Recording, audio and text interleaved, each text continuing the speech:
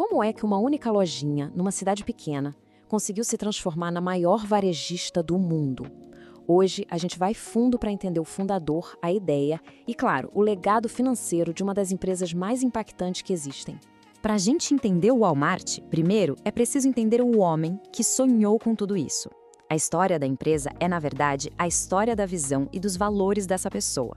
E é por aí que a nossa análise começa. Não com uma corporação gigante, mas com uma pessoa. Porque antes de existir qualquer Walmart, existia a filosofia e a determinação de Sam Walton. Olha que interessante isso aqui.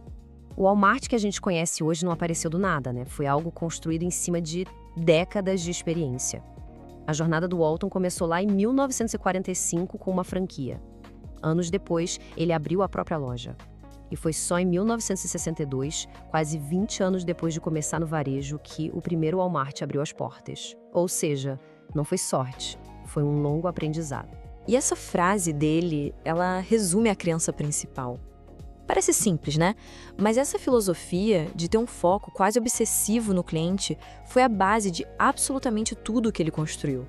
Cada decisão, cada inovação vinha dessa ideia aí. Certo, com essa mentalidade bem definida, como é que ele transformou isso num império? Vamos ver agora como essa filosofia virou um modelo de negócio que revolucionou tudo. Aqui está a grande sacada do conceito. Enquanto as outras grandes redes estavam de olho nos centros urbanos, o Walton percebeu que existia um mercado gigante, totalmente inexplorado: as cidades do interior. A ideia dele foi radical: oferecer para essas comunidades os mesmos preços e a mesma variedade que, até então, só se encontrava nas capitais. E aqui está a execução, o ponto-chave. Primeiro, o foco nas cidades pequenas, como a gente viu. Segundo, aquele famoso modelo de preços baixos todos os dias. Sem pegadinha, só consistência. E terceiro, que talvez seja o mais importante de tudo. Para fazer isso funcionar, ele precisava dominar a logística. Conseguir levar os produtos para essas lojas no interior de forma barata e eficiente foi a arma secreta que os concorrentes simplesmente não conseguiam copiar. Agora, esse sucesso comercial gigantesco também criou um legado financeiro muito poderoso. Vamos analisar um pouco o que essa estratégia toda significou para o mundo dos investimentos. Olha, no coração do sucesso financeiro do Walmart está esse princípio, a cultura da frugalidade. Isso não era sobre ser pão duro, e sim sobre ser incrivelmente eficiente. Cada centavo que se economizava na operação era um centavo que podia ser usado para baixar o preço para o cliente ou para reinvestir na expansão da empresa. Isso criou um ciclo virtuoso de crescimento. E aqui a gente vê o resultado direto para quem investiu.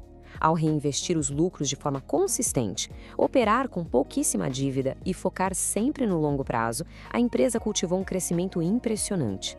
Essa estratégia recompensou, e muito, quem compartilhou da visão de longo prazo do Walton. Bom, e como é esse império hoje? A escala atingiu um ponto que é até difícil de colocar em perspectiva. Esse número aí, 2,3 milhões, é o número aproximado de funcionários do Walmart no mundo. É o maior empregador privado do planeta. Isso dá uma dimensão do alcance que aquela ideia original de servir as cidades pequenas conseguiu atingir. Isso nos leva à reflexão final. Quando a gente parar para pensar nos princípios do Walton, foco total no cliente, eficiência na logística e preços baixos, quais gigantes de hoje vêm à mente? Pois é, uma estratégia que nasceu lá no interior do Arkansas continua, de muitas formas, moldando o comércio global até hoje.